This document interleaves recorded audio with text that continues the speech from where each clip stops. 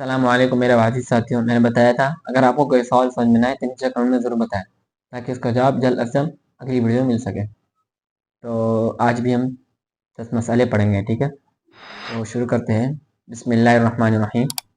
امام اور منفرد اور مقتدی کی نمازوں میں کچھ فرق ہوتا ہے یا نہیں؟ امام اور منفرد کی نمازوں میں تقریباً کوئی فرق نہیں ہوتا، مطلب ایک جیسے ہوتے ہیں، اور مقتدی میں تھوڑا سا فرق ہوتا ہے۔ امام اور منفرد نماز کی پہلی 2 رکعتوں میں ثنا، تعوذ، تسمیہ اور سورۃ الفاتحہ کے بعد کو بھی سورت پڑھتے ہیں شروع 2 رکعتوں میں، اور مقتدی میں ہے کہ وہ صرف ثنا، تعوذ، تسمیہ، وہ اس کے بعد وہ خاموش ہو جاتا ہے، ٹھیک ہے؟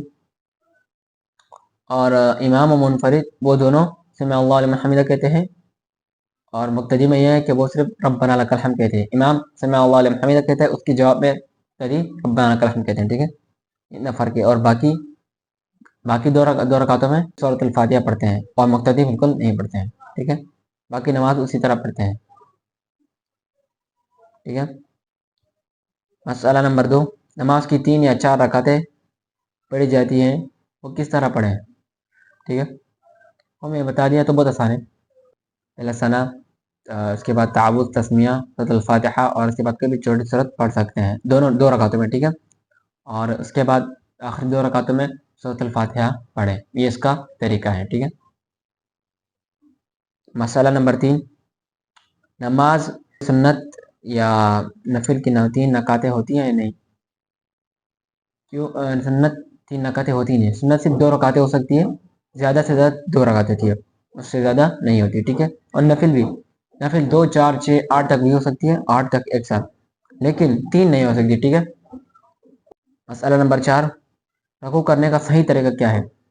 رکوع کرنے کا صحیح طریقہ یہ ہے کہ کمر اور سر برابر رکھے، ٹھیک ہے؟ کمر سر برابر رکھے اور سر اونچا نہ رکھے، ٹھیک ہے؟ اور اپنے دونوں ہاتھوں سے گھٹنے کو مضبوط پکڑیں تاکہ کمر اور سر برابر ہو جائے، ٹھیک ہے؟ اور اس میں 3 مرتبہ سبحان ربی العظیم پڑھیں، یہ اس کا طریقہ ہے، ٹھیک ہے؟ مسئلہ نمبر 5، سجدہ کرنے کا ٹھیک طریقہ کیا ہے؟ سجدہ کرنے کا ٹھیک طریقہ یہ ہے کہ سجدہ اس طرح کرے کہ اپنے دونوں ہاتھوں کو اتنا رکھے کہ ناک اور پیشانی آرام سے رکھ سکے، اور کلائیاں اور کوہنیاں زمین پر نہ بچھا، ٹھیک ہے؟ یہ مکروہ ہے، اوپر رکھے تاکہ سجدہ آرام سے کر سکے، ٹھیک ہے؟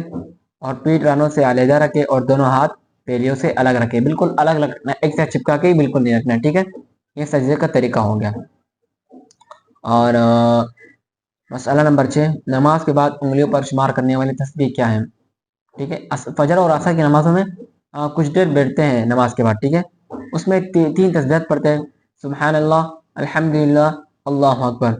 سبحان اللہ 33 مرتبہ، الحمدللہ بھی 33 مرتبہ، اللہ اکبر یہ 34 مرتبہ، ٹھیک ہے؟ یہی 3 کلمات ہیں جو فجر اور عصر کی نمازوں میں پڑھی جاتی ہے، ٹھیک ہے؟ مسئلہ نمبر 7، اسلام کی بنیاد کتنی چیزوں پر ہے؟ میں نے پہلے بھی بتایا تھا، اسلام کی بنیاد 5 چیزوں پر ہے، ٹھیک ہے؟ اور بتا رہا ہوں آگے۔ مسئلہ نمبر 8، وہ 5 چیزیں کیا ہیں جو اسلام کی بنیاد ہیں؟ ٹھیک ہے، ابھی بتا رہا ہوں۔ وہ 5 چیزیں یہ ہیں، نمبر 1 کلمہ طیبہ اور کلمہ شہادت، اس کی دل سے اقتدا کرنا، یعنی دل سے ماننا ان کو، ٹھیک ہے؟ اور دوسرا ہے نماز پڑھنا، زکوٰۃ ادا کرنا، اور رمضان شریف کے روزے رکھنا اور حج کرنا، ٹھیک ہے؟ یہ 5 بنیادی چیزیں اسلام کی، ٹھیک ہے؟ مسئلہ نمبر 9، کلمہ طیبہ کیا ہے اور اس کے معنی کیا ہے؟ یہ تو بہت آسان ہے، ہر مسلمان کو اس کلمے کے معنی یاد ہونا چاہیے، ٹھیک ہے؟ لا الہ الا اللہ محمد رسول اللہ، اللہ تعالیٰ کے سوا کوئی معبود نہیں، اور حضرت محمد صلی اللہ علیہ وسلم اللہ تعالیٰ کے بندے اور اس کے رسول ہیں، ٹھیک ہے؟ یہ اس کا معنی ہو گیا۔ مسئلہ نمبر 10، کلمہ شہادت کیا ہے اور اس کے معنی کیا ہے؟ اسلام کے کلمے ہیں نا، یہ 6 کلمے ہیں، یہ دوسرا کلمہ ہے کلمہ شہادت، ٹھیک ہے؟ ایک اس کا ہے اشہد ان لا الہ الا اللہ و اشہد ان محمدا عبدہ و رسولہ، اس کا معنی ہے میں گواہی دیتا ہوں اس بات کی کہ اللہ تعالیٰ کے سوا کوئی معبود نہیں اور اللہ ہی عبادت کے لائق ہے، ٹھیک ہے؟ اور حضرت محمد صلی اللہ علیہ وسلم اللہ تعالیٰ کے بندے یعنی پیغمبر اور رسول ہیں، ٹھیک ہے؟ یہ ہمارے 10 مسئلے آج مکمل ہو گئے۔ اگر آپ کو ان 10 مسئلوں میں سے کوئی سوال سمجھ میں نہ آئے تو نیچے کمنٹ میں ضرور بتائیں، شکریہ۔